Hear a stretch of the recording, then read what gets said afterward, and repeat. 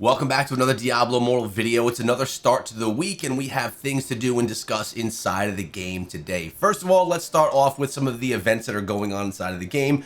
One, the Bout of Realms has concluded, and I have to say, there was a lot of people complaining about the Bout of Realms, saying how it was made for whales and free-to-play players had no opportunity to win, be victorious, or even enjoy the event. But I've been seeing a lot of people, both in forums as well, just in DMs and discussions, talking about even though they were low spenders or free-to-play players, they still, one, got good rewards from the event, which is a reason why I regret not participating in it. And two, they had a good time. They knew that they weren't going to win the whole thing, but they did have a good time and enjoyed the experience. So at the end of the day, the Bout of Realms wasn't the complete failure that many people were saying that it was going to be. Yes, it was kind of tilted in the favor of whales, naturally, because of power alone. But at the end of the day, the event seemed to turn out really good and a lot of people enjoyed themselves, and really that's what it's all about, even though it was a little bit clunky in the beginning. Remember as well, the Winds of Fortune event's going on right now. I saved my double rewards for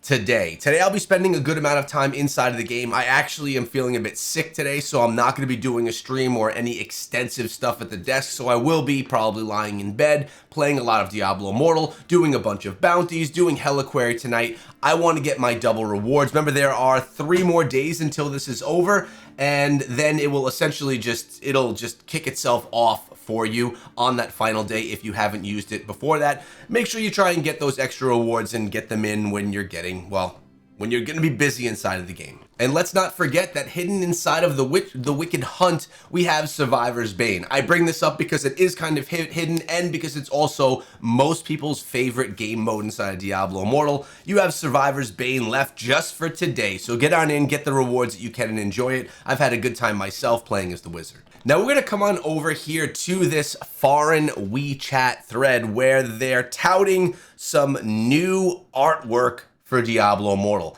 Whether this is true, whether this is not, I'm not 100% sure, but if it is, this could be resembling some type of a new zone. Now keep in mind, we did just get the new Druid class, which is very earthy, and what you're seeing right here is a very earthy zone, moss, sticks, and things like that. And as you're seeing over here, you're getting a lot of items from nature that are used as inspiration for this. Everything looks as if this is something that's being created by Diablo Immortal. No official confirmation in yet on it though, but I think it would be really cool if it was. I mean, it's been a while since we've had a new zone. We're basically waiting for that new zone to open up inside of the game that's there right now, teasing us with the gates to get into it. So it'd be really cool if that were to come sooner than later. At the end of the day, though, this is, at this point in time, not confirmed if it's legit or just someone playing a joke.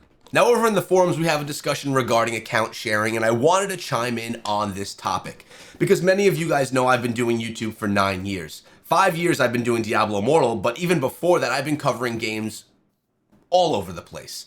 I have a lot of experience with this. Coming from the Supercell world, there was a no-go on account sharing. And the reason for this over in the Supercell world was if you're account sharing, they have competitive events with $1 million prizes on a yearly basis. So if you are account sharing, it's giving an unfair advantage to people that are going to be competing for real live cash money. I understand account sharing in that case. You want your events, your esports to be as fair as possible, especially when there's a grind element to the game. In Diablo Immortal, as of right now, there is no tournament style competitive element to it, right? It's just Shadows versus Immortals or the Bout of Realms like we were just discussing. So it's less important or less detrimental if someone is account sharing. And then I play games like Ethereal Restart, like Raid Shadow Legends, they're turn-based strategy style games, and there is account sharing there all the time where pilots will come in and work on players' accounts.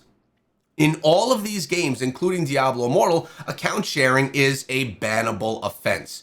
In some games, it's actually, what's the right word here? Enforced. In other games, it's completely ignored. Diablo Immortal seems to be in a middle stance. I don't know that I've ever seen any bans for account sharing come into my inbox. Maybe I have, it's been so long. Let me know in the comment section below if you ever know someone or have been banned yourself for account sharing or having someone pilot an account for you. And what they're talking about right here is they're talking about the wall, right? The wall of honor. And the reason why they're saying that is because these are some of the top players inside of the game. The wall of honor is are the people that have gotten to the highest of level inside of that server, and there's assumption that those people are account sharing to get to that level. I don't think that there's any evidence that those players have, and whether they have or not, that's their business. Now, we do have Zombie asking, how does the Wall of Honor let you know if there's been account sharing? And then Sin responds, check the previous reigns and you'll see that the account changes hands like musical chairs. So I'm not sure about that. I know that accounts may jump between different clans and things like that to maybe get to those to get to the clans that are going to be immortals. If you have anything that you want to share, feel free down below. Account sharing is something that I do not like in games that are competitive to a point where there's money on the line as far as esports goes.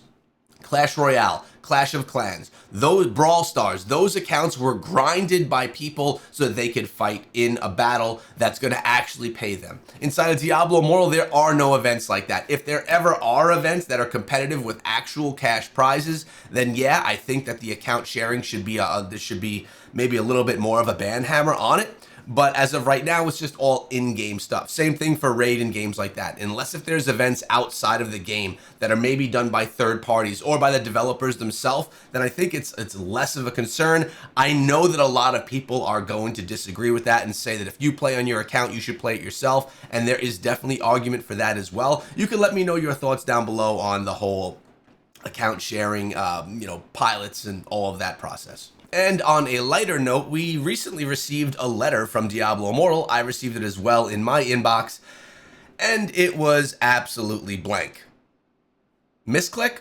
I don't know. I thought it was a little bit funny. So it's the start of the week for all of us inside of the game. We're all getting fresh and going again. Sorry for my stutters again. I'm fighting through this cold.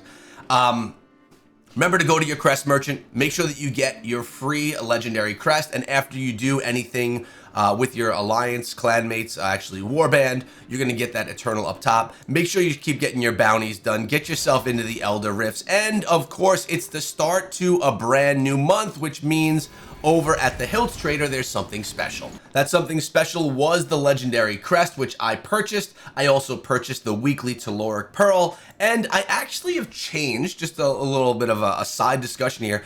I changed what I normally purchase. Back in the day, I used to not purchase the normal gems because they're farmable, and I used to purchase rare crests. I've actually shifted my stance on that. Although normal gems are farmable, they're not farmable to the point where you're not always going to need more because of caps. So I've actually begun purchasing the normal gems and any that come through in the limited time as well from the Hilts Trader, and I've been buying less of the rare crests. I really have not had enough of the marks, or I should say enough of the hilts, to purchase all of both of them most of the time. Sometimes I can, sometimes I can't. So just want to let you guys know I've been focusing more on normal gems. It's an area that I recognize inside of the game for my own personal account that I really need to get my gems up to higher levels. Rank 7 is just not good enough. I do have a rank 8 somewhere, I think.